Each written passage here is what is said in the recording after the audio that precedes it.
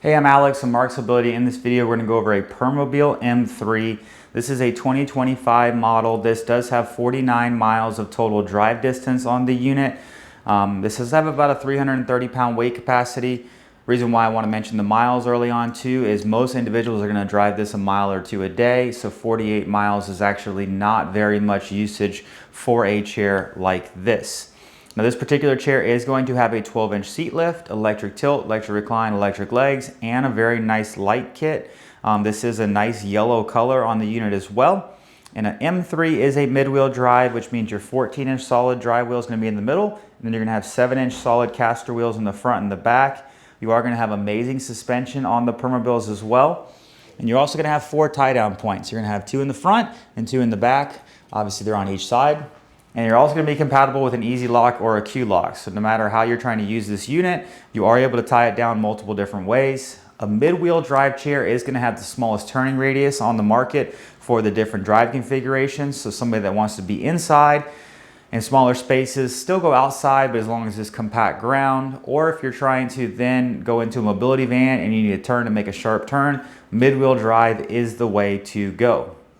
Now I'm going to hop right in and go into the seat functions. This is called an ICS box here. You can do everything through the joystick, or you can do the 4 functions right here as well. So I'm going to go ahead and I'm going to begin to elevate the seat just so that you can see. You are able to still drive this chair when it is elevated at a reduced speed, and I'll show you this here at the end of this video when we do an outside driving demonstration. But I will tell you that when your buttons are green, you're at full speed. If your buttons go to yellow, you're at a reduced speed. And if your buttons go to red, it means you're in a non-safe driving position, like too far reclined or tilted, and then it will not drive in that type of position.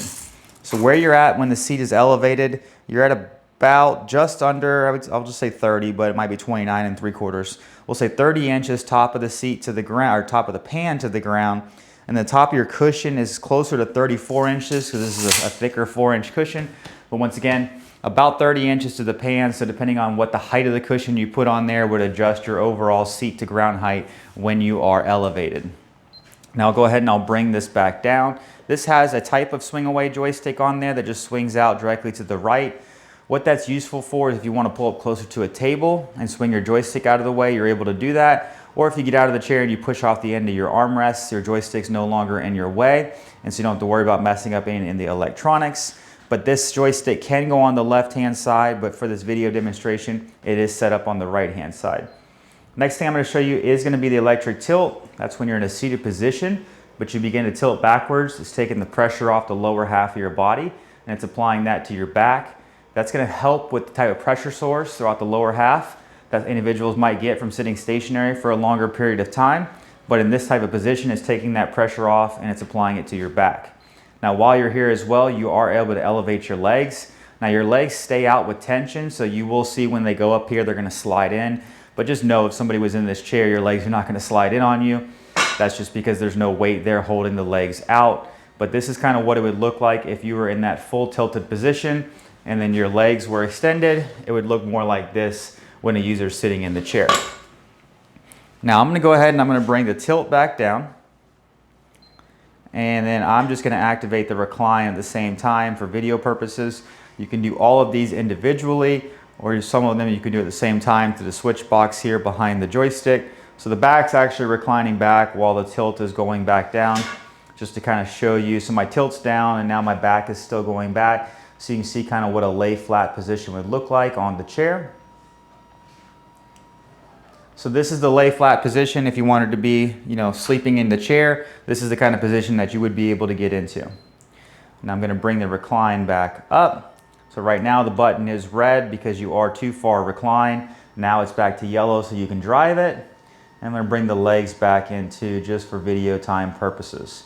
This does have the newer style of joystick on the Permobils as well. It's a little bit larger of a display, and it does look a hair different, just the actual visual screen from the older electronics to the newer electronics. Now I'll go ahead and turn this chair around to the front. I mentioned it has a very nice light kit on it as well. So if I turn these lights on here, it's an actual very good headlight. So it's not these small scooter lights that don't project a lot of light. You are going to have tail lights as well, and then you're also going to have hazard lights and turn signals. So you're You're gonna be able to do many different things with this chair. Once again, it's very visible with those types of lights. The overall seat on this unit is about 19 inches in width by about 19 inches in depth. At the current configuration, you're gonna be at about 25 inches of overall width. Most users have about 31 inches of opening on most doors, even with a door on a hinge. So just notate you would need at least 25 inches to clear this through any type of opening you wanna go through. Now the headrest does have many different pivot points back here for adjustment, for height, forward tilt, all the different angles, you can adjust that. There's actually a built-in tool in the back as well, an Allen wrench, that's gonna help you make many adjustments. And the reason why I keep talking about adjustments is this is made for somebody up to 330 pounds.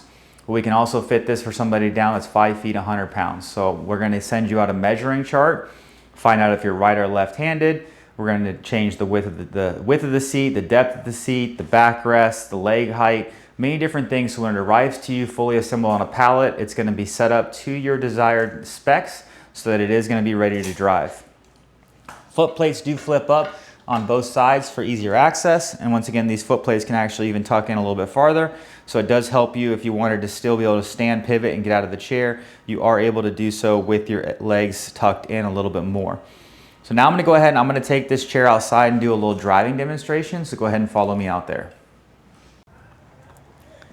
So what we have here is the Permobil M3. This is a mid-wheel driven unit.